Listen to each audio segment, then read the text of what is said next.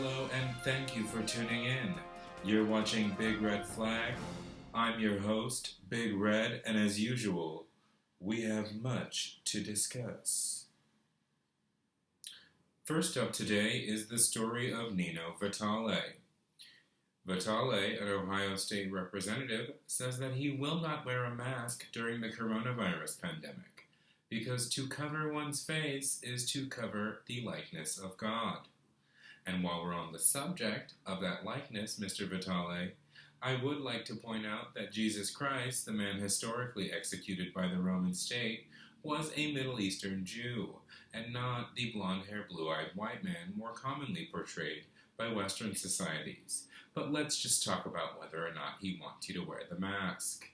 After all, if Jesus Christ didn't want you to wear that mask, why would he update his profile picture on Facebook to this?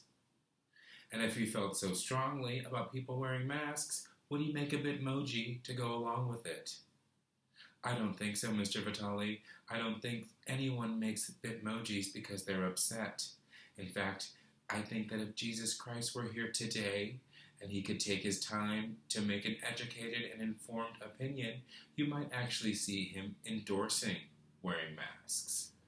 But since he can't, and since he won't be making an endorsement anytime soon, perhaps it's a bit irreverent to bring it up and fuss about it in the media, especially for someone who's supposed to be a lawmaker in their state.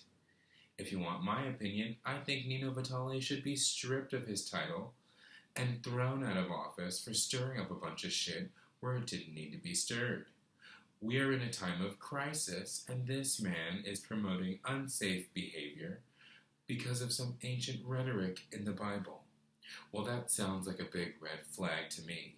What do you think? Sound off in the comments below. After all, you can get a mask with the likeness of Christ on it on Amazon. Or can you? Unfortunately, that mask is currently sold out due to the coronavirus pandemic. Suffice it to say, if you have found yourself in the market for a mask that bears the likeness of Jesus Christ, our most sincerest thoughts and prayers are with you. Naomi Campbell recently styled and shot her own Essence magazine cover from home, in an effort no doubt to prove that even quarantine will not stop her from judging you. The international supermodel, better known for throwing her cell phone at a maid's head in 2007, can also be seen on Amazon's new original series, Making the Cut, where she joins Heidi Klum and Nicole Richie on the show's panel of judges and has quickly become the show's resident bitch, a role that some fans are saying she was born to play. Next up, are you feeling more tired than usual? Does feminine odor or itching got you down? Have you eaten all of the snacks in your fridge? Well, researchers are saying that lack of energy you're experiencing, at the very least, may be normal.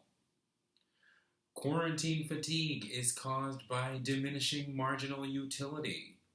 In layman's terms, when all of this started, we had high utility about cleaning our closets, catching up on Westworld. But now that those home projects are all taken care of and Netflix has become a barren wasteland, we find ourselves at a loss. While this may come as a surprise to some of you, human beings are not actually meant to sit around at home and do nothing in our rooms all day. One study even revealed that when patients were asked to sit in a room and do nothing, they opted into an alternative of electric shock therapy. So suffice it to say, if you're feeling a little restless or tired from the quarantine, you are not alone. You should also know that anyone on your Facebook feed to have recently shared this article is a complete douchebag and should be deleted immediately. That is a big red flag. Lady Gaga fans were very relieved to hear last week that the singer's sixth studio album will be released on May 29th. In this reporter's personal opinion, I'll believe it when I see it, Gaga. Our last story of the day is that of Bing Liu.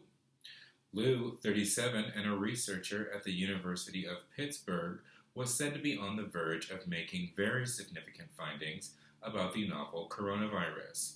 Unfortunately, he was recently gunned down at his townhouse in Ross Township, Pennsylvania, and only moments after did Lou's assailant return to his own vehicle and take his own life.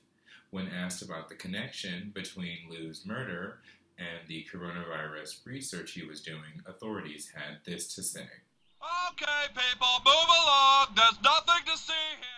If you'd like information on this story or any other story reported on tonight by our news team, please feel free to visit the links down below, check out the articles for yourself, and form your own goddamn opinions. We highly recommend it. I'm your host, Big Red. Thanks for tuning in.